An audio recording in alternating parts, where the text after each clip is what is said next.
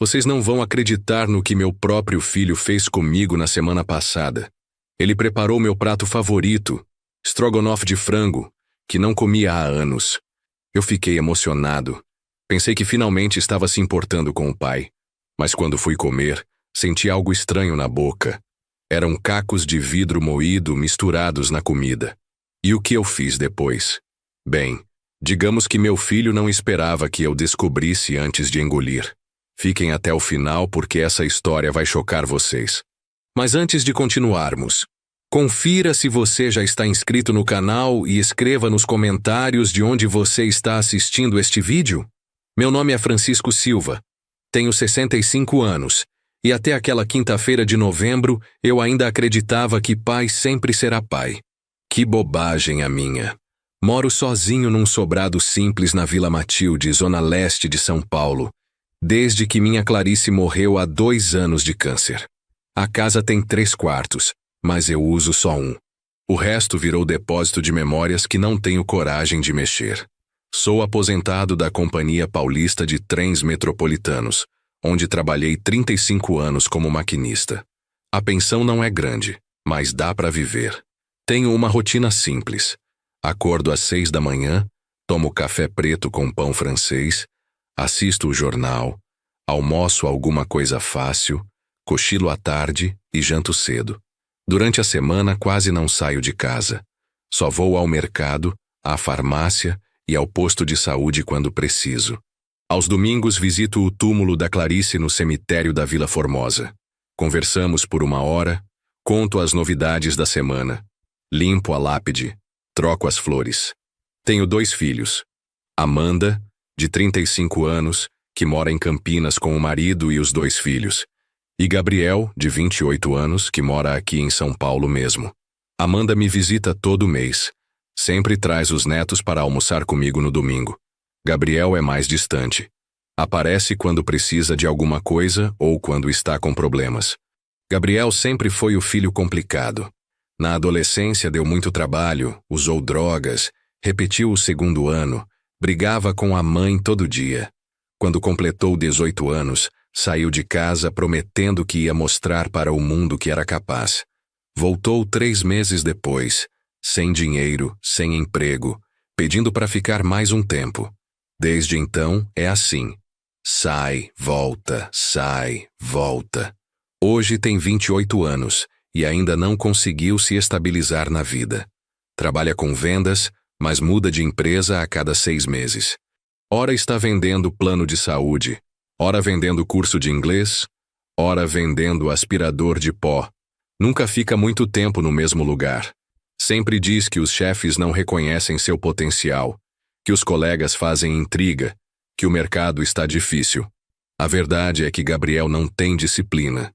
Quer ganhar dinheiro rápido sem fazer esforço. Quando a mãe estava viva, ela sempre defendia ele. Dizia que era só uma fase, que ele ia amadurecer. Eu tentava ser mais rígido, cobrar responsabilidade, mas a Clarice não deixava. Francisco, o menino está tentando dar um tempo para ele. Depois que ela morreu, Gabriel ficou ainda mais perdido. Não tinha mais a mãe para defendê-lo das minhas cobranças. Começou a vir menos em casa, só quando precisava de dinheiro emprestado. Eu emprestava porque era meu filho, mas sempre ficava preocupado se ia receber de volta. Na quinta-feira, dia 15 de novembro, eu estava assistindo o Jornal Nacional quando tocaram a campainha. Era Gabriel às 8 da noite, com 2 sacolas do supermercado na mão. Francisco, vim fazer um jantar especial para o senhor. Fiquei surpreso. Gabriel nunca tinha cozinhado para mim. Na verdade, mal sabia fritar um ovo. Oi, filho. Que ocasião especial é essa? Nenhuma ocasião, pai. Só quis fazer uma surpresa. Notei que estava mais animado que o normal, quase eufórico. Gabriel sempre foi de humor instável, mas naquele dia estava diferente, como se tivesse acontecido algo muito bom na vida dele. Entrou direto para a cozinha e começou a tirar as coisas das sacolas. Frango em cubos, creme de leite, champignon, batata palha, cebola, alho. Vou fazer seu estrogonofe favorito, pai. Aquele que a mãe fazia. Meu coração apertou um pouco. Strogonoff era mesmo minha comida favorita, mas não comia há mais de 2 anos. Desde que a Clarice morreu, perdi o gosto por comidas elaboradas. Comia só o básico: arroz, feijão, carne de panela, ovo frito. Gabriel, você sabe fazer estrogonofe? Aprendi vendo uns vídeos no YouTube. Vai ficar igual ao da mãe. Sentei na mesa da cozinha para fazer companhia enquanto ele cozinhava. Era estranho vê-lo ali, mexendo panela, temperando a comida, concentrado como nunca tinha visto. Pai, lembra quando eu era criança e ficava olhando a mãe cozinhar? Gabriel estava nostálgico, falando de memórias da infância. Perguntava sobre detalhes que eu nem lembrava mais, como se estivesse tentando reconstruir momentos perdidos. Ela sempre dizia que cozinhar era forma de demonstrar amor. É verdade, ela dizia isso mesmo. Gabriel parecia genuinamente emocionado falando da mãe. Os olhos até brilharam quando contou que tinha sonhado com ela na semana anterior. No sonho ela estava cozinhando e pediu para ele cuidar melhor do pai. Por isso resolvi vir aqui hoje, pai. Quero ser um filho melhor. A conversa durou 1h30 enquanto ele preparava o jantar. Falamos sobre a mãe, sobre o passado, sobre planos para o futuro. Gabriel disse que tinha conseguido um emprego novo numa empresa de seguros, que dessa vez ia dar certo, que queria constituir família. Pai, estou namorando uma moça especial. Quero que o senhor conheça ela. Perguntei sobre a namorada. Chamava Carolina, trabalhava como enfermeira, tinha 26 anos. Segundo Gabriel, ela estava ajudando ele a se organizar melhor, a ser mais responsável. Ela que me incentivou a vir aqui hoje, pai. Disse que família é a coisa mais importante na vida. O estrogonofe ficou pronto às 10 da noite. Gabriel serviu um prato generoso para mim e outro menor para ele. Vamos comer assistindo televisão, pai. Ligou um filme antigo no canal aberto e sentamos na sala. O cheiro estava delicioso, igual ao que a Clarice fazia. Gabriel tinha caprichado no tempero. Bom apetite, pai. Espero que goste. Peguei o garfo e levei a primeira colherada à boca. O sabor estava perfeito, cremoso, bem temperado, com o gosto nostálgico da infância. Mas na segunda garfada senti algo estranho. Era como se tivesse pequenos grãos duros misturados no creme. Pensei que fossem pedaços de alho mal picado ou algum tempero que Gabriel tinha exagerado. Mastiguei devagar, tentando identificar o que era. Foi quando senti um corte pequeno na gengiva. Gabriel, tem alguma coisa estranha nessa comida. Alguma coisa dura, cortante. Como assim, pai? Está tudo normal aqui. Ele mostrou o próprio prato, comendo normalmente, sem nenhum problema. Talvez seja impressão sua. Mas não era impressão. Continuei mastigando e senti outro corte, dessa vez na língua. Uma pontada aguda, como se tivesse mordido algo afiado. Gabriel, tem alguma coisa cortante nessa comida. Tenho certeza. Para de comer um pouco. Não é possível, pai. Eu mesmo preparei tudo. Não tem nada de errado. Mesmo ele insistindo que estava tudo normal, resolvi não arriscar. Levantei e fui cuspir o que estava na boca dentro da pia da cozinha. Foi quando vi algo que me gelou o sangue. No que cuspi havia pequenos fragmentos transparentes, brilhantes, com pontas afiadas. Pareciam cacos de vidro minúsculos, do tamanho de grãos de arroz. Gabriel, vem cá urgente. Ele chegou na cozinha com cara de preocupado. O que foi, pai? Olha isso que estava na comida. Mostrei os fragmentos na pia. Gabriel olhou e fingiu surpresa. Nossa, que estranho. Deve ter quebrado alguma coisa sem perceber. Talvez um copo ou pote. Gabriel, isso não quebrou por acidente. Está moído, fragmentado propositalmente. Como assim propositalmente? Pai, o senhor está acusando de quê? Não estou acusando de nada. Estou constatando que tem vidro moído na minha comida. Gabriel ficou nervoso, começou a falar mais rápido, a gesticular mais. Pai, foi acidente. Deve ter caído algo na panela sem eu perceber. Vamos jogar tudo fora e pedir uma pizza. Não quis pizza. Quis entender como cacos de vidro tão pequenos e uniformes tinham parado na minha comida. Peguei uma lupa que uso para ler bula de remédio e observei os fragmentos mais de perto. Não eram cacos aleatórios de algo que quebrou. Eram pedaços regulares, moídos como se alguém tivesse triturado o vidro propositalmente. Gabriel tentava me convencer a esquecer o assunto. Pai, essas coisas acontecem. Vamos limpar isso e não falar mais sobre. Mas eu não conseguia esquecer. Comecei a analisar mentalmente tudo que tinha observado durante o jantar. Gabriel tinha comido do mesmo strogonoff, mas do prato dele, que ele mesmo serviu. Eu não vi ele pegando da mesma panela que preparou para mim. Na verdade, agora que pensava melhor, vi ele mexendo duas panelas diferentes, uma pequena e outra grande. Gabriel, você fez a comida em duas panelas separadas? Não, pai. Foi tudo na mesma panela, mas eu tinha visto claramente duas panelas no fogão. Uma com bastante comida, outra com pouca. E Gabriel tinha servido meu prato da panela maior. Você está mentindo, Gabriel. Vi você usando duas panelas. Por que mentir sobre isso? Ele começou a ficar agitado, passando a mão no cabelo, olhando para os lados. Pai, o senhor está confundindo as coisas. Deve ser o cansaço. Não estou confundindo nada. Minha mente está lúcida. E agora quero uma explicação para esses cacos de vidro. Gabriel tentou mudar de assunto várias vezes, mas eu insisti. Queria respostas. A conversa estava ficando tensa, até que ele perdeu a paciência. Pai, o senhor está paranoico. Não tem vidro nenhum na comida. Foi impressão sua. Peguei outro pedaço do estrogonofe do meu prato e mastiguei com cuidado. Novamente senti os fragmentos cortando a boca. Dessa vez cuspi tudo na palma da mão. Havia pelo menos 5 pedacinhos de vidro visíveis. Gabriel, olha aqui. Isso é impressão? Quando ele viu os fragmentos na minha mão, o rosto mudou completamente. A expressão de surpresa fingida deu lugar a algo mais escuro, mais calculado. Pai, mesmo se tiver vidro, não foi proposital. Deve ter acontecido algum acidente. Como acidente, Gabriel? Vidro não aparece moído numa panela por acidente. Alguém teve que triturar e misturar propositalmente. Ele ficou em silêncio por alguns segundos, claramente pensando no que responder.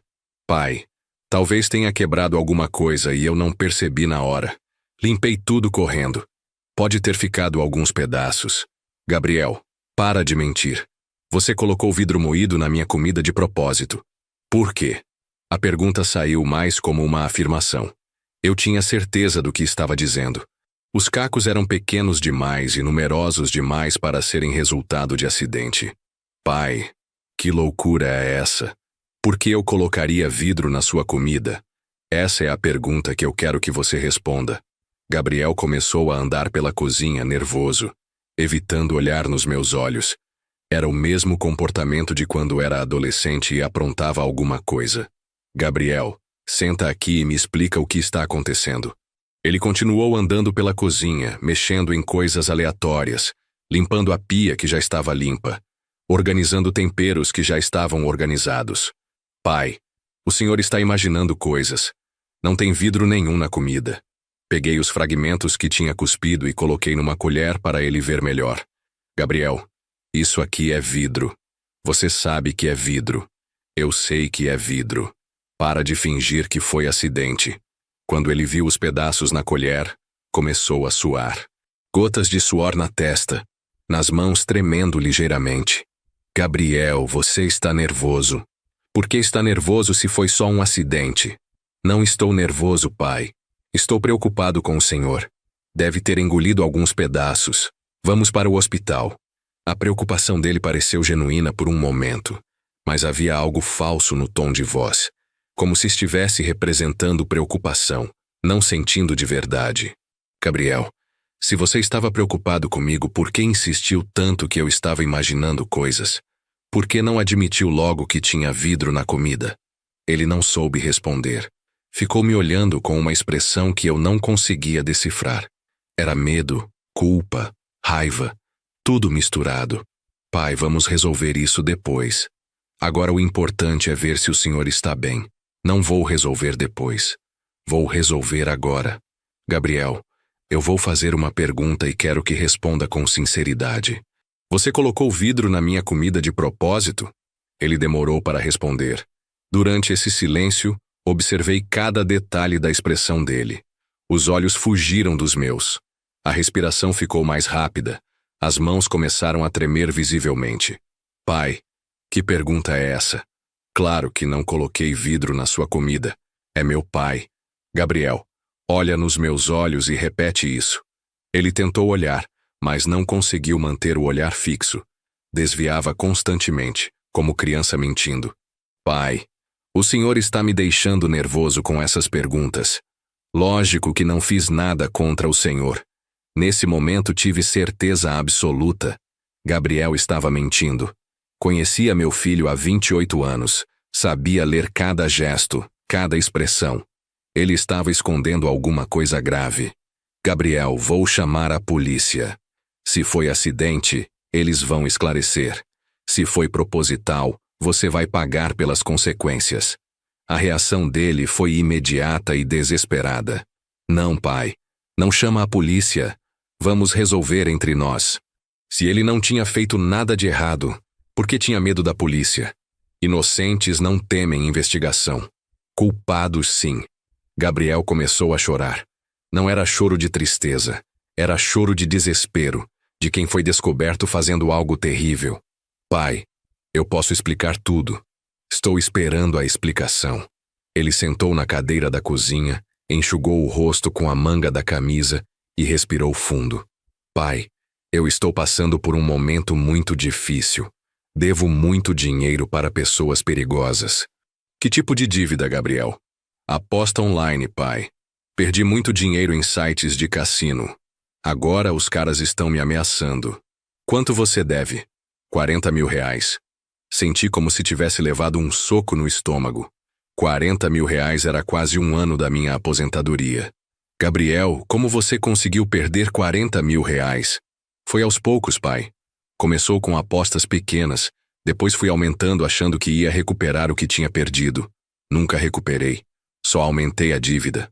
Entendi a situação financeira dele, mas não entendi a ligação com o vidro na comida.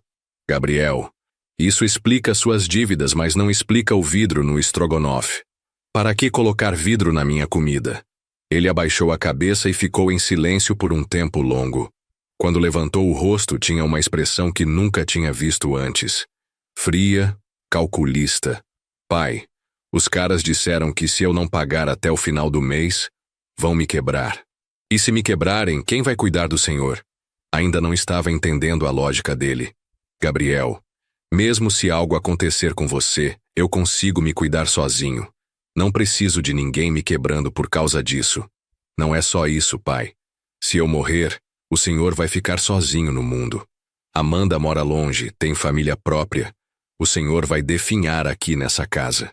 A conversa estava tomando um rumo sinistro. Gabriel estava falando sobre morte como se fosse inevitável, como se já tivesse aceitado que ia morrer, mas ainda não explicava o vidro. Gabriel, isso tudo é muito triste, mas ainda não me disse por que colocou o vidro na comida. Pai, eu pensei que se o senhor ficasse machucado internamente, eu poderia te levar para o hospital, ficar uns dias cuidando do senhor e talvez conseguir um tempo a mais com os credores. A lógica era absurda, mas comecei a entender o raciocínio distorcido dele. Você ia me machucar para ter desculpa de ficar em casa e fugir dos agiotas? Não era para machucar de verdade, pai. Era só para causar um mal-estar, para justificar minha ausência no trabalho. Gabriel estava tentando me fazer de escudo humano para resolver seus problemas financeiros. Gabriel, você tem noção do que está dizendo? Vidro no estômago pode causar hemorragia interna, perfuração, até morte. Não ia chegar a esse ponto, pai. Eu calculei a quantidade certinha. Só uns cacos pequenos para causar um desconforto. A frieza com que ele falava me arrepiou.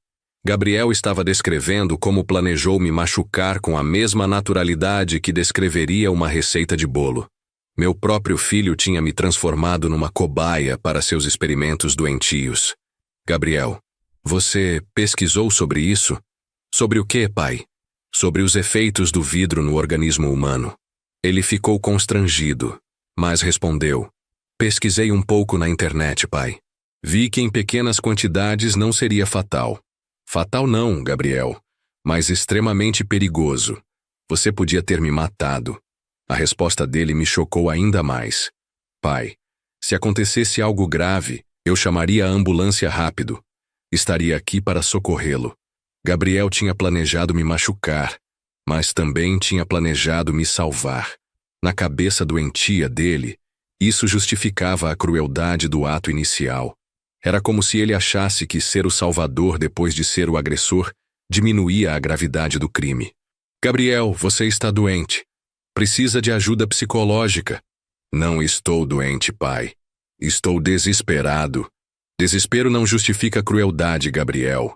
Principalmente crueldade contra quem te criou, te alimentou, te protegeu durante 28 anos. Eu sei, pai. Por isso estou me sentindo mal. Mas era a única solução que encontrei. A única solução? Gabriel, você é um homem adulto de 28 anos. Podia arrumar um segundo emprego, pedir empréstimo no banco, vender alguma coisa. Porque a primeira ideia foi me machucar. Pai, já tentei tudo isso. Banco não empresta para quem está negativado. Segundo emprego não consegui porque preciso ficar disponível para vendas. E não tenho nada de valor para vender. Mesmo que tudo isso fosse verdade, ainda não justificava o que ele fez. Gabriel, a casa onde você nasceu e se criou vale mais de R$200 mil.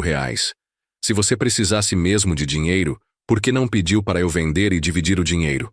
A pergunta o deixou desconfortável. Começou a se mexer na cadeira, olhar para os lados, respirar mais rápido. Pai, eu não posso pedir para o senhor vender a casa da família. Seria muito egoísmo da minha parte. Que mentira, Gabriel. Machucar o pai é egoísmo muito pior que pedir para vender uma casa. Ele não tinha argumentos lógicos para rebater. Estava improvisando justificativas na hora, tentando soar razoável, mas só conseguia soar mais suspeito. Gabriel, quero que me conte a verdade completa. Desde quando você planejou isso? Ele resistiu por alguns minutos, mas acabou cedendo quando ameacei chamar a polícia. Pai, faz 2 semanas que estou pensando nisso. 2 semanas planejando me machucar. Não exatamente isso, pai. No começo pensei em fingir um acidente comigo mesmo, quebrar o braço ou coisa assim.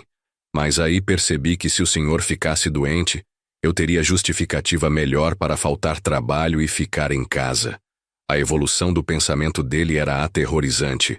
Primeiro pensou em se machucar, depois decidiu me machucar, como se eu fosse apenas uma ferramenta para resolver seus problemas. Gabriel, em que momento você decidiu que colocar vidro na comida do seu pai era uma boa ideia? Pai, não foi assim.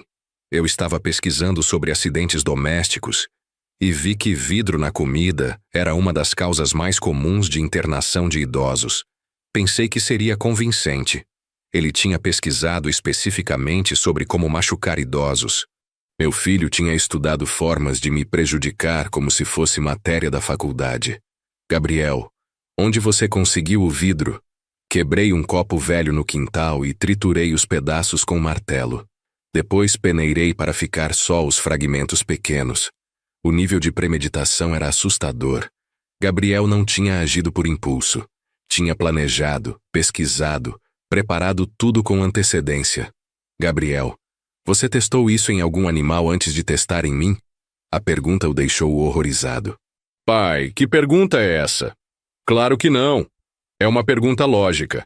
Se você estava pesquisando sobre dosagens e efeitos, deve ter testado em alguma coisa antes.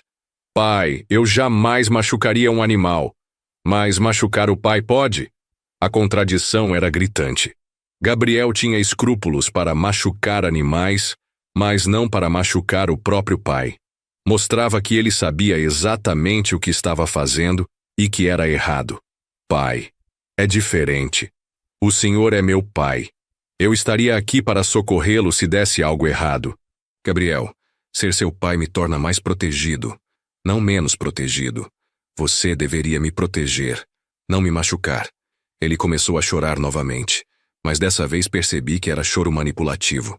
Gabriel sempre usou lágrimas para escapar das consequências dos próprios atos.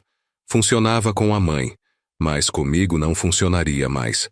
Gabriel, para de chorar e me explica uma coisa. Como você sabia que eu não ia perceber o vidro na comida? Pensei que misturado no creme e com o sabor forte dos temperos, Passaria despercebido. Você estava errado. Percebi na segunda garfada. Sorte minha. Azar seu. Gabriel percebeu que não tinha mais como fingir inocência. A evidência estava ali, na pia, incontestável. O plano dele tinha falhado porque ele subestimou minha capacidade de percepção. Pai, o que o senhor vai fazer agora? Vou chamar a polícia. Isso é tentativa de lesão corporal, no mínimo. Pai, pelo amor de Deus, não envolve a polícia. Vamos resolver isso em família. Por que não envolve a polícia, Gabriel? Pessoas inocentes não temem a polícia. Você tem medo porque sabe que fez algo criminoso. Ele se ajoelhou na minha frente, chorando, implorando para eu não chamar a polícia. Dizia que estava arrependido, que nunca mais faria isso, que só queria uma chance de consertar tudo. Pai, se me prenderem, não vou conseguir pagar as dívidas nunca. Os agiotas vão me matar quando eu sair. Gabriel, você deveria ter pensado nisso antes de tentar me machucar. Ações têm consequências. Durante 28 anos você aprendeu que podia fazer qualquer coisa que no final alguém resolvia seus problemas. A mãe resolvia. Eu resolvia. Sempre alguém resolvia. Hoje você vai aprender que algumas ações não têm volta. Levantei para pegar o telefone e chamar a polícia. Gabriel agarrou meu braço. Pai, por favor. Dou minha palavra que nunca mais vou fazer isso. Me solta, Gabriel. Sua palavra não vale nada. Você acabou de mentir para mim durante 1 hora inteira. Gabriel me soltou, mas continuou implorando. Pai, me dá uma última chance. Vou sumir da sua vida, nunca mais vou incomodar o Senhor. A proposta era tentadora. Livrar-me do Gabriel seria resolver vários problemas de uma vez. Mas deixá-lo escapar impune seria perigoso. Se ele conseguiu planejar isso uma vez, conseguiria planejar novamente. Gabriel, como posso ter certeza de que você não vai tentar de novo? Como posso ter certeza de que da próxima vez não vai ser algo pior? Pai, eu juro pela memória da mãe que nunca mais vou fazer isso. Não jure pela memória da sua mãe. Sua mãe ficaria horrorizada sabendo o que você fez hoje. A menção da Clarice fez Gabriel chorar ainda mais. Sempre que se sentia culpado por alguma coisa, usava a memória da mãe para se justificar ou para fugir das consequências. Pai, a mãe sempre dizia para resolver os problemas em família, sem envolver estranhos. A mãe também dizia para proteger o pai, não para machucá-lo. Você esqueceu dessa parte. Gabriel percebeu que não conseguiria me convencer a não chamar a polícia. Mudou de estratégia. Começou a tentar negociar. Pai, se o senhor não chamar a polícia, eu assino um papel me comprometendo a nunca mais me aproximar do senhor. Que tipo de papel, Gabriel? Reconhecimento de culpa? Compromisso de não agredi-o? O que o senhor quiser. A proposta me fez pensar. Um documento assinado seria a prova do que aconteceu, mas não garantiria minha segurança futura. Gabriel podia assinar qualquer coisa e depois tentar de novo. Gabriel, mesmo se você assinar esse papel, como vou saber que vai cumprir? Pai, porque estarei longe daqui. Vou me mudar para outro estado, começar vida nova. Prometo que nunca mais vai me ver. Para onde você vai? Para o interior do Ceará. Tenho um amigo lá que pode me arranjar um emprego numa fazenda. Vou trabalhar na roça, longe de apostas, longe de tentações. A proposta soava convincente, mas eu conhecia Gabriel bem demais para acreditar. Ele nunca tinha trabalhado na roça. Nunca tinha se adaptado a trabalhos físicos pesados. Gabriel, você não aguenta nem carregar compras do supermercado. Como vai trabalhar numa fazenda? Pai, quando a situação aperta, a gente se adapta a qualquer coisa. Vou aprender. Era mais uma fantasia. Gabriel estava prometendo uma transformação radical da personalidade para escapar das consequências. Mas transformações assim não acontecem do dia para a noite. Gabriel, você já tentou fugir dos problemas várias vezes. Sempre volta quando precisa de alguma coisa. Por que dessa vez seria diferente? Porque dessa vez estou realmente arrependido, pai. E porque percebi que posso machucar quem mais amo no mundo. Arrependimento depois de ser descoberto não é arrependimento real, Gabriel. É só medo das consequências. Se eu não tivesse percebido o vidro, você estaria arrependido? Ele não soube responder. Ficamos nos olhando em silêncio por alguns minutos. Eu tentando decidir o que fazer, ele tentando encontrar argumentos para me convencer. Pai, me dá essa última chance. Se eu fizer qualquer coisa errada de novo, o senhor pode me entregar para a polícia. Gabriel, oportunidades não se ganham, se conquistam. E você acabou de perder qualquer direito de pedir oportunidades. Peguei o telefone para chamar a polícia, mas Gabriel se jogou no chão e agarrou minhas pernas. Pai, pelo amor de Deus, não faz isso. Vou morrer na cadeia. Os agiotas têm contatos dentro das penitenciárias. Se me prenderem, não vou durar uma semana lá dentro. Gabriel estava em pânico total. Suor escorrendo pelo rosto, respiração ofegante, tremores nas mãos. Era a primeira vez que o via com tanto medo real.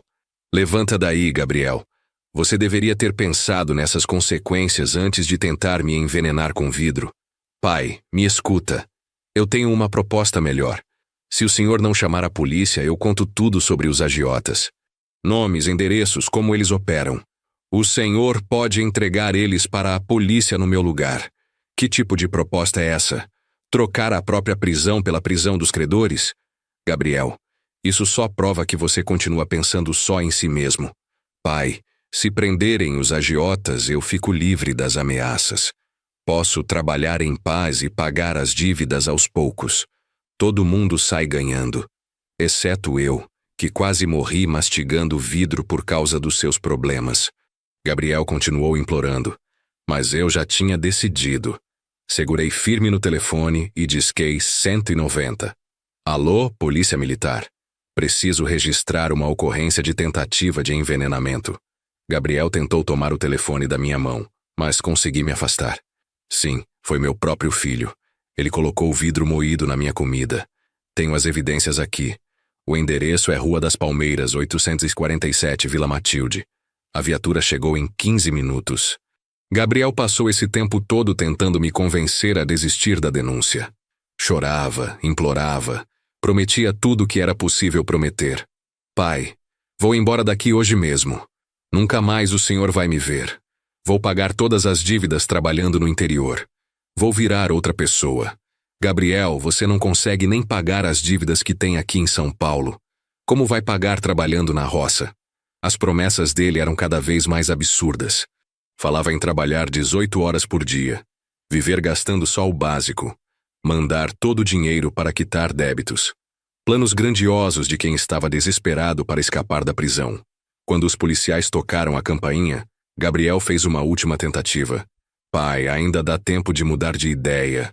Pode falar que foi engano, que resolvemos a situação. Não vai ser engano, Gabriel. Você tentou me machucar de propósito. Isso não é engano, é crime. Abri a porta para 2 policiais militares, Cabo Santos e Soldado Oliveira. Ambos por volta dos 40 anos, experientes, com aquele jeito profissional de quem já atendeu muito caso complicado. O que aconteceu aqui, senhor Francisco? Expliquei toda a situação desde o início. Gabriel preparando o jantar, minha descoberta dos cacos de vidro, a confissão dele de que foi proposital. Onde estão as evidências? Perguntou o Cabo Santos. Levei os policiais até a cozinha e mostrei os fragmentos de vidro que tinha separado numa colher, o estrogonofe que sobrou na panela, os pratos que usamos. Cabo Santos examinou os fragmentos com uma lanterna pequena. Realmente são cacos de vidro, bem pequenos, moídos. E onde está seu filho? Está ali na sala, Cabo. Os policiais foram falar com Gabriel. Eu acompanhei para ouvir o que ele ia dizer. Jovem, seu pai está acusando o senhor de ter colocado vidro na comida dele propositalmente. É verdade? Gabriel tentou negar no início. Não, Cabo. Foi um acidente. Deve ter quebrado alguma coisa sem perceber. O soldado Oliveira interveio. Rapaz, vidro moído assim não acontece por acidente. Alguém triturou isso propositalmente. Gabriel começou a gaguejar, a contradizer a própria versão. Primeiro disse que não sabia de onde vinha o vidro. Depois disse que podia ter quebrado um copo. Por último, disse que talvez tivesse misturado os ingredientes em cima de algum vidro quebrado sem perceber. Filho, está mentindo demais. É melhor contar a verdade, orientou o Cabo Santos. Foi quando Gabriel desabou. Confessei tudo para os policiais, chorando, tremendo, pedindo clemência. Disse que estava com dívidas pesadas, que estava desesperado, que pensou que machucando o pai, levemente conseguiria ficar em casa para se esconder dos credores. Cabo Santos ficou impressionado com a frieza do plano. Rapaz, o senhor pesquisou sobre isso antes de fazer? Gabriel admitiu que tinha pesquisado na internet sobre acidentes domésticos com idosos, que tinha visto vários casos de pessoas que engoliram vidro acidentalmente. Jovem, o senhor tem noção que vidro no estômago pode causar hemorragia interna fatal? Gabriel balançou a cabeça afirmativamente, mas disse que tinha calculado uma quantidade pequena para não causar danos graves. O soldado Oliveira fez a pergunta que eu queria fazer. E se seu pai tivesse engolido vários fragmentos? E se tivesse perfurado algum órgão vital? Gabriel não soube responder. Começou a gaguejar novamente, tentando explicar que estaria ali para socorrer se algo grave acontecesse. Cabo Santos balançou a cabeça em desaprovação.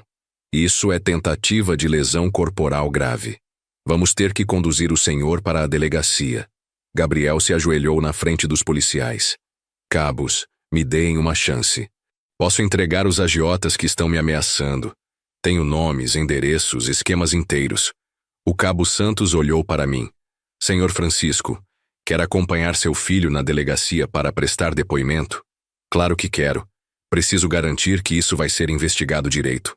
Durante o caminho para a delegacia, no banco de trás da viatura, Gabriel tentou conversar comigo uma última vez. Pai, ainda dá tempo de voltarmos para casa e resolver isso entre nós. Não há mais nada para resolver, Gabriel. Você mostrou que tipo de pessoa se tornou. Na delegacia do 3 do Distrito Policial, prestei depoimento completo para o delegado Ferreira, um homem sério de uns 50 anos. Contei tudo desde o início. Gabriel aparecendo em casa, preparando o jantar, minha descoberta do vidro, a confissão dele. Senhor Francisco, seu filho já tinha demonstrado comportamento violento antes, nunca fisicamente, delegado, mas sempre foi manipulativo, mentiroso, irresponsável.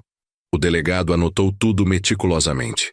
Vamos precisar do estrogonofe para a perícia, dos fragmentos de vidro, do martelo que ele usou para triturar.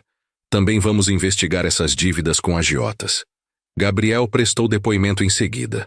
Confirmou tudo o que eu tinha falado, tentou minimizar a gravidade, disse que nunca tive intenção de causar danos sérios. Delegado Ferreira não se impressionou com as justificativas. Rapaz, intenção não importa quando se trata de colocar vidro na comida de alguém. O resultado poderia ter sido fatal. Gabriel foi autuado por tentativa de lesão corporal grave e ficou preso preventivamente. O delegado explicou que casos de violência contra idosos eram prioridade da Polícia Civil. Senhor Francisco, vamos investigar tudo. Se descobrirmos que havia premeditação maior, as acusações podem ser mais graves ainda. Voltei para casa às 2 da madrugada, acompanhado de um investigador que coletou as evidências. Pegaram o estrogonofe, os fragmentos de vidro, vasculharam a cozinha atrás do martelo que Gabriel usou. Encontraram no quintal pedaços maiores de vidro e marcas de martelo no chão do tanque. Senhor Francisco, as evidências são claras. Seu filho premeditou isso com antecedência. Fiquei acordado o resto da madrugada pensando em como não tinha percebido que Gabriel era capaz de tanta crueldade. Sempre soube que ele era irresponsável, mas nunca imaginei que podia ser perigoso. Na sexta-feira de manhã, Amanda ligou desesperada. Pai, soube que o Gabriel foi preso. O que aconteceu? Contei tudo para ela. Amanda ficou em silêncio por alguns segundos, processando a informação. Pai, tem certeza que não foi acidente? Filha, vidro moído não aparece na comida por acidente. Gabriel confessou tudo para a polícia. Amanda começou a chorar. Não acredito que meu irmão fez isso com o senhor. Pai, vou contratar um advogado para ele. Não contrate nada, Amanda. Gabriel escolheu esse caminho. Agora vai enfrentar as consequências sozinho. Ela insistiu que eu retirasse a queixa, que resolvêssemos tudo em família. Filha, se eu retirar a queixa hoje, semana que vem Gabriel pode tentar algo pior. Preciso me proteger. No sábado recebi a visita do delegado Ferreira com novidades sobre a investigação. Senhor Francisco, descobrimos coisas graves sobre seu filho. Que tipo de coisas, delegado? Gabriel não está devendo só para agiotas. Ele falsificou sua assinatura em 3 empréstimos bancários diferentes. Senti o chão sumir debaixo dos pés. Falsificou minha assinatura? Sim. Usou seus documentos para conseguir crédito de R$45 mil no Banco do Brasil, 20 mil na Caixa Econômica e 15 mil numa financeira. Total de R$80 mil. Era muito mais do que os 40 mil que ele tinha confessado dever aos agiotas. Gabriel tinha mentido até sobre o valor das próprias dívidas. Delegado, isso significa que estou devendo R$80 mil? Não necessariamente. Como foi fraude, os bancos vão anular os contratos. Mas vai ter que provar que não foi o senhor quem assinou. O delegado me mostrou cópias das assinaturas falsificadas. Eram imitações grosseiras da minha letra, mas tinham passado pelos bancos. Senhor Francisco, seu filho estava planejando isso há meses. Encontramos no computador dele pesquisas sobre falsificação de assinatura, sobre empréstimos para aposentados, sobre acidentes domésticos. Gabriel não era só irresponsável, era criminoso experiente. Delegado, meu filho está envolvido com mais alguma coisa? Ainda estamos investigando, mas já temos material suficiente para várias acusações. Na segunda-feira, Gabriel pediu para falar comigo na delegacia. O delegado Ferreira permitiu a conversa, mas com ele presente. Gabriel estava diferente. Mais magro, com olheiras profundas, a barba por fazer. 3 dias na cadeia tinham mostrado para ele a realidade que o esperava. Pai, preciso contar uma coisa importante para o senhor. O que mais você fez, Gabriel? Pai, os empréstimos que fiz no seu nome não foram para pagar só apostas. Usei parte do dinheiro para investir num esquema de pirâmide financeira. Perdi tudo. Agora começava a entender a dimensão real do problema. Gabriel não era só viciado em apostas. Era viciado em dinheiro fácil, em esquemas fraudulentos. Que tipo de esquema, Gabriel? Era um grupo de investimento em criptomoedas. Prometiam retorno de 300% em 6 meses. Investi R$50 mil. Quando fui sacar, descobri que era golpe. O dinheiro tinha sumido. Gabriel tinha perdido dinheiro dele e dinheiro falsificado em meu nome. A situação era muito pior do que imaginava. Pai, por isso estava desesperado. Não devia só para agiotas. Devia para os bancos, para outras pessoas que entraram no esquema comigo, para todo mundo. O delegado Ferreira interveio. Quantas pessoas entraram nesse esquema por sua indicação? Gabriel baixou a cabeça. Umas 15 pessoas, delegado. Amigos, conhecidos, gente da família da minha ex-namorada. Gabriel tinha virado um criminoso em série. Não só tentou me machucar, como lesou várias outras pessoas. Filho, quantas famílias você destruiu com esses esquemas? Pai, eu também fui vítima. Acreditei que era investimento real. Não foi vítima coisa nenhuma, Gabriel. Vítima foram as pessoas que você enganou. O delegado Ferreira fez perguntas específicas sobre as outras vítimas. Gabriel forneceu nomes, valores, datas. A investigação estava virando algo muito maior que uma simples tentativa de envenenamento. Senhor Francisco, seu filho está envolvido numa rede de estelionato que pode ter prejudicado dezenas de pessoas. Delegado, isso significa que Gabriel vai ficar preso por muito tempo? Dependendo do que mais descobrirmos, pode pegar de 5 a 12 anos. Gabriel empalideceu quando ouviu a estimativa da pena. Começou a chorar desesperadamente, implorando para eu interceder por ele. Pai, fala para o delegado que eu estou arrependido, que vou devolver todo o dinheiro. Não vou falar nada, Gabriel. Você criou essa confusão sozinho. Vai sair dela sozinho também. Durante toda a minha vida protegi você das consequências dos seus atos. Sempre havia alguém para culpar. Sempre havia desculpa para suas irresponsabilidades. Hoje você vai aprender que ações têm consequências reais. Gabriel tentou argumentar que estava sendo coagido pelos agiotas, que não tinha escolha. Mas eu conhecia bem aquela estratégia. Durante 28 anos, Gabriel usou a mesma tática sempre que aprontava alguma coisa. Se vitimizava, culpava circunstâncias externas, prometia mudanças que nunca cumpria. Mas colocar vidro na minha comida ultrapassou todos os limites. Gabriel, durante sua vida inteira você teve escolhas. Escolheu apostar ao invés de trabalhar.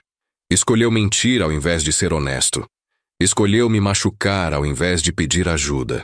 Todas foram escolhas suas. O delegado permitiu que eu falasse tudo o que queria falar para Gabriel. Era minha chance de encerrar aquela relação de uma vez por todas. Gabriel, você não é mais meu filho. Meu filho morreu no momento que decidiu colocar vidro na comida do próprio pai. O que existe agora é só um criminoso que por acaso nasceu da minha mulher. Gabriel soluçava sem parar. Pai, não fala isso. Eu continuo sendo seu filho. Continuava sendo só biologicamente. Emocionalmente, você deixou de ser meu filho hoje à noite. Saí da delegacia sem olhar para trás. Gabriel gritou meu nome várias vezes, mas não me virei. Aquele homem tinha se tornado um estranho perigoso para mim. Na terça-feira, Amanda veio de Campinas para conversar comigo. Estava revoltada, mas não com Gabriel. Estava revoltada comigo. Pai, como o senhor pode abandonar seu próprio filho numa hora dessas? Amanda, seu irmão tentou me envenenar com vidro. Não estou abandonando ele. Estou me protegendo. Ela argumentou que Gabriel estava desesperado, que pessoas desesperadas fazem loucuras, que família precisa se apoiar nos momentos difíceis. Filha, Gabriel não estava desesperado quando falsificou minha assinatura. Não estava desesperado quando enganou 15 pessoas com esquema de pirâmide. Estava calculando cada passo para lesar outras pessoas. A conversa com Amanda durou 3 horas. Ela tentou me convencer a retirar a queixa. Eu tentei explicar por que não podia fazer isso. Pai, se o Gabriel for condenado, a vida dele vai acabar. Ficha criminal, impossibilidade de arrumar emprego decente, preconceito social. Amanda, a vida dele já acabou quando ele escolheu o crime como solução para os problemas. Eu não posso salvar quem não quer ser salvo. Amanda saiu de casa chorando, dizendo que eu estava sendo cruel, que estava abandonando Gabriel quando ele mais precisava. Pai, um dia o senhor vai se arrepender disso. Talvez eu me arrependa, Amanda, mas prefiro me arrepender de ter sido firme do que me arrepender de estar morto. Essa frase calou ela. Pela primeira vez, Amanda pareceu entender a gravidade real da situação. Se Gabriel conseguiu planejar envenenamento com vidro, o que mais não conseguiria planejar? Na quarta-feira recebi uma ligação inesperada. Era Carolina, a namorada que Gabriel tinha mencionado. Senhor Francisco, preciso falar com o senhor urgentemente. Pode me receber? Concordei em recebê-la. Queria conhecer a pessoa que supostamente estava ajudando Gabriel a se tornar mais responsável. Carolina chegou às 3 da tarde. Era uma mulher bonita, bem vestida, com aquele jeito profissional de quem trabalha na área da saúde. Senhor Francisco, Gabriel me contou o que aconteceu. Quero que saiba que eu não sabia de nada. Carolina parecia genuinamente chocada com a descoberta. Disse que namorava Gabriel há 4 meses, que ele nunca tinha demonstrado tendências violentas. Senhor Francisco, Gabriel me falou que o senhor estava deprimido desde que sua esposa morreu, que não se cuidava direito. Ele disse isso? Disse. Por isso pensei que fazer um jantar seria gesto carinhoso da parte dele. Nunca imaginei que fosse para machucar o senhor. Carolina contou que Gabriel tinha falado várias vezes sobre mim nas últimas semanas, sempre dizendo que estava preocupado com minha saúde mental, que eu estava definhando sozinho naquela casa. Senhor Francisco, agora entendo que ele estava preparando justificativas para o que planejava fazer. Ela estava certa. Gabriel tinha criado uma narrativa sobre minha suposta depressão para justificar suas ações. Carolina tinha mais informações importantes. Senhor Francisco, Gabriel me pediu dinheiro emprestado na semana passada. Disse que era para pagar uma dívida urgente. Quanto ele pediu? 10 mil reais. Era o dinheiro que eu tinha guardado para trocar meu carro. Emprestei porque acreditei que era emergência real. Agora Carolina estava descobrindo que também tinha sido vítima das manipulações de Gabriel. Ele usou história triste para conseguir dinheiro dela também. Carolina, Gabriel contou alguma coisa sobre agiotas, ameaças, apostas online? Contou sim. Disse que tinha se envolvido com pessoas perigosas e que estava com medo. Por isso ofereci ajuda. Pensei que estava namorando uma pessoa com problemas financeiros temporários, não um criminoso. Carolina rompeu o namoro ali mesmo, na minha sala. Disse que não conseguiria mais confiar em Gabriel depois de saber o que ele fez comigo. Senhor Francisco, vou testemunhar contra ele se for necessário. O que Gabriel fez é imperdoável. A sinceridade dela me impressionou. Em 4 meses de namoro, Carolina tinha desenvolvido mais senso de justiça que Gabriel em 28 anos de vida. Na quinta-feira, uma semana depois da tentativa de envenenamento, o delegado Ferreira me chamou na delegacia para mostrar o resultado das investigações. Senhor Francisco, a situação do seu filho é muito mais grave do que imaginávamos. Que tipo de gravidade, delegado? Gabriel não está envolvido só com apostas e empréstimos falsos. Ele integra uma quadrilha especializada em golpes contra idosos. O delegado me mostrou uma pasta cheia de documentos, fotos, conversas interceptadas. A quadrilha tinha pelo menos 12 integrantes e já tinha lesado mais de 50 famílias. Senhor Francisco, seu filho era responsável por identificar alvos potenciais. Idosos sozinhos, com patrimônio, sem muito contato com a família. Como assim identificar alvos? Gabriel frequentava grupos de apoio para enlutados, casas de repouso, filas de banco onde encontrava aposentados. Conversava com eles, ganhava confiança, descobria a situação financeira e familiar. Depois passava as informações para o resto da quadrilha. O sangue gelou nas minhas veias. Gabriel tinha me transformado num alvo. Estava estudando minha rotina, meus hábitos, minha solidão para entender como me atingir. Delegado, meu filho estava planejando me roubar? Pior que isso, estava planejando um acidente fatal. O vidro na comida era só o primeiro teste. Se tivesse funcionado, os próximos passos seriam mais agressivos. O delegado me mostrou mensagens do celular de Gabriel trocadas com outros membros da quadrilha. Mensagens que me fizeram perder qualquer resto de amor paternal que ainda sentia por ele. As mensagens eram de uma frieza aterrorizante. Gabriel descrevia minha rotina em detalhes. Horário que acordava, quando saía de casa, onde guardava documentos importantes, quanto dinheiro tinha na conta. Tratava meu assassinato como projeto empresarial. Numa conversa com alguém chamado Bruno, Gabriel escreveu: "O velho é fácil. Mora sozinho, não tem vizinhos próximos, filha mora longe. Pode simular acidente doméstico sem problema.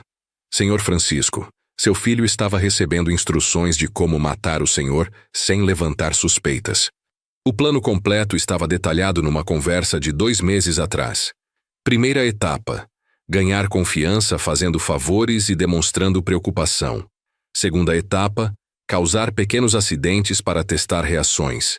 Terceira etapa: acidente fatal que parecesse natural. Gabriel estava na segunda etapa quando colocou o vidro na minha comida. Se eu não tivesse percebido, ele partiria para a terceira etapa em poucos dias. Delegado, que tipo de acidente fatal eles estavam planejando? Queda da escada, choque elétrico no chuveiro, vazamento de gás. Qualquer coisa que justificasse morte súbita de idoso sem levantar suspeitas. O delegado me mostrou outras mensagens onde Gabriel pedia conselhos sobre dosagem de medicamentos.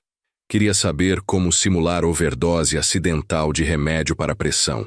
Senhor Francisco, seu filho estava pesquisando várias formas de matá-lo. A descoberta da quadrilha mudou completamente minha perspectiva sobre Gabriel. Não era só um filho irresponsável com problemas financeiros. Era integrante ativo de organização criminosa especializada em matar idosos. Delegado, quantas pessoas essa quadrilha já matou? Estamos investigando 17 mortes suspeitas nos últimos 2 anos. Todas idosos, todas classificadas inicialmente como morte natural ou acidental. 17 famílias que perderam entes queridos para criminosos como meu filho. 17 histórias que poderiam ter sido a minha história. Senhor Francisco, o senhor teve muita sorte. Na maioria dos casos, as vítimas não percebem que estão sendo envenenadas até ser tarde demais. Minha sorte foi ter percebido o vidro na segunda garfada. Se tivesse engolido aquela primeira colherada sem mastigar direito, estaria morto ou no CTI com hemorragia interna. O delegado marcou várias sessões de depoimento nas semanas seguintes. Eu seria testemunha principal contra a quadrilha inteira. Senhor Francisco, seu testemunho vai ajudar a condenar pessoas que mataram dezenas de idosos. É uma responsabilidade grande, mas preciso fazer minha parte. Durante essas semanas, comecei a receber ligações estranhas. Vozes que não reconhecia, sempre com ameaças veladas. Senhor Francisco, seria melhor para todos se o senhor esquecesse o que aconteceu. As ligações ameaçadoras aumentaram quando a investigação ganhou repercussão na mídia. O caso da quadrilha que matava idosos virou notícia nos jornais locais. Meu nome não foi divulgado, mas minha história sim. Homem de 65 anos descobre plano do próprio filho para envenená-lo e desmascar a rede criminosa. A matéria teve grande repercussão. Recebi dezenas de ligações de pessoas que se identificaram com a história. Uma senhora de Santos me ligou chorando. Senhor Francisco, vi sua história no jornal. Minha filha também andava muito prestativa ultimamente. Agora estou desconfiada. Orientei ela a prestar atenção em qualquer mudança de comportamento da filha, a conferir medicamentos e comida, a desconfiar de favores excessivos. Dona Maria, pessoas que amam de verdade não precisam provar amor todo dia. Desconfie de quem de repente fica muito carinhoso. Minha experiência terrível estava ajudando outras pessoas a se protegerem. Um senhor de Ribeirão Preto me escreveu uma carta. Seu Francisco, depois de ler sua história, comecei a desconfiar do meu genro. Descobri que ele estava diluindo meus remédios da diabetes. Se não fosse seu alerta, eu podia ter entrado em coma. Histórias como essa me motivavam a continuar colaborando com a investigação, mesmo com as ameaças. Cada pessoa protegida justificava qualquer risco que eu estava correndo. O julgamento de Gabriel aconteceu 8 meses depois. A quadrilha inteira foi julgada em conjunto. 12 criminosos no banco dos réus, incluindo meu filho. A acusação era pesada. Formação de quadrilha, estelionato qualificado, tentativa de homicídio e falsificação de documento. Gabriel tentou várias defesas. Primeiro alegou que era vítima da quadrilha, coagido a participar. Depois disse que nunca teve intenção de me matar, só de me machucar levemente. Por último, tentou alegar transtorno mental. Todas as defesas falharam. As evidências eram claras demais. Quando chegou minha vez de testemunhar, levantei e olhei diretamente para Gabriel. Durante 28 anos criei, protegi e amei este homem. Ele retribuiu tentando me envenenar com vidro moído para roubar minha casa. Falei por 15 minutos ininterruptos. Contei sobre a premeditação, sobre a frieza com que ele executou o plano, sobre a falta de remorso real. Este homem não é mais meu filho. Meu filho morreu no dia que decidiu que minha vida valia menos que 40 mil reais. O júri deliberou por 3 horas. Quando voltaram, o veredito foi unânime para todos os réus. Culpados. Gabriel foi condenado a 10 anos de prisão em regime fechado. Quando ouviu a sentença, desabou em lágrimas. Olhou para mim buscando algum sinal de compadecimento. Não encontrou. Eu tinha aprendido a separar pai de vítima. Após a condenação, Amanda veio conversar comigo novamente. Pai, agora que o Gabriel foi condenado, o senhor não acha que já foi justiça suficiente? Filha, justiça suficiente seria ele nunca ter tentado me envenenar. Mas já que tentou, 10 anos de prisão é o mínimo que ele merece. Amanda ainda achava que eu deveria perdoar Gabriel, visitá-lo na prisão, manter contato. Pai, independente do que ele fez, ainda é seu filho. Amanda, filho, é quem age como filho. Gabriel agiu como inimigo. Precisava que ela entendesse que perdão não significava exposição continuada ao perigo. Expliquei que perdoar Gabriel para libertar meu coração era uma coisa. Confiar nele novamente era outra completamente diferente. Filha, perdão e proteção podem andar juntos. Posso perdoar seu irmão pelos erros que ele cometeu, mas não posso esquecer os riscos que ele representa. Amanda finalmente compreendeu minha posição quando soube dos detalhes da quadrilha. Pai, não sabia que o Gabriel estava envolvido com tantas outras famílias. Pensava que era só problema financeiro pessoal dele. Filha, seu irmão escolheu uma vida de crimes. As consequências dessa escolha são responsabilidade dele, não nossa. Decidimos que Amanda seria minha única família a partir daquele momento. Gabriel seria tratado como estranho perigoso.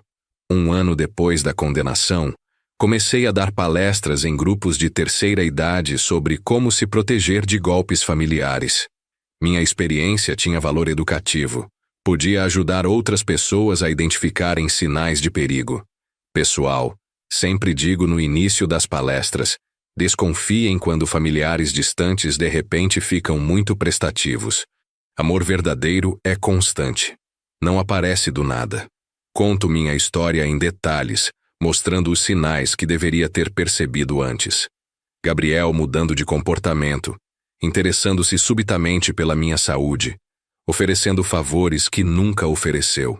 São padrões que se repetem em todos os casos de violência familiar contra idosos. Uma senhora de Osasco me escreveu: Senhor Francisco, sua palestra me salvou. Meu neto estava fazendo a mesma coisa que seu filho. Oferecendo ajuda excessiva, perguntando sobre meu dinheiro, demonstrando carinho que nunca demonstrou. Histórias como essa me motivam a continuar. Cada pessoa protegida justifica todo o sofrimento que passei. Transformei minha tragédia pessoal em ferramenta de proteção para outras famílias. Não foi escolha minha passar por isso, mas foi escolha minha usar a experiência para algo positivo. Hoje, aos 66 anos, tenho propósito claro: educar idosos sobre os riscos que podem vir de dentro da própria família. Gabriel continua preso e ainda tem 7 anos de pena pela frente. Não recebo cartas dele, não faço visitas, não mantenho nenhum tipo de contato. Para mim, ele morreu no dia que colocou vidro na minha comida. Amanda respeitou minha decisão e também cortou o contato com o irmão. Pai, depois que conheci todos os detalhes do que ele planejava, entendi que o Senhor tomou a decisão certa. Hoje minha família se resume a Amanda, meus 2 netos e os amigos verdadeiros que fiz depois dessa experiência.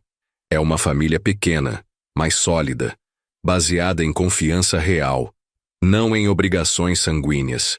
Aprendi que família não é quem nasce conosco, é quem permanece conosco quando precisamos. Gabriel nasceu como meu filho, mas escolheu ser meu inimigo. Amanda nasceu como minha filha e escolheu continuar sendo. Se você chegou até aqui, tem algumas lições importantes desta história. Primeiro, desconfie de mudanças súbitas de comportamento em familiares, principalmente se vêm acompanhadas de favores excessivos. Segundo, examine qualquer coisa estranha na comida ou bebida, mesmo que venha de pessoas próximas. Terceiro, denuncie tentativas de agressão, mesmo quando vem da família. Quarto, não tenham medo de se protegerem de quem deveria protegê-los. A vida me ensinou que alguns filhos se tornam inimigos e alguns estranhos se tornam família. O importante é saber distinguir uns dos outros antes que seja tarde demais. Minha experiência com Gabriel foi terrível, mas me transformou numa pessoa mais sábia, mais cautelosa e mais grata pela vida. Obrigado por acompanhar esta história até o final. Inscreva-se no canal, deixe seu like e compartilhe para que mais pessoas possam se proteger.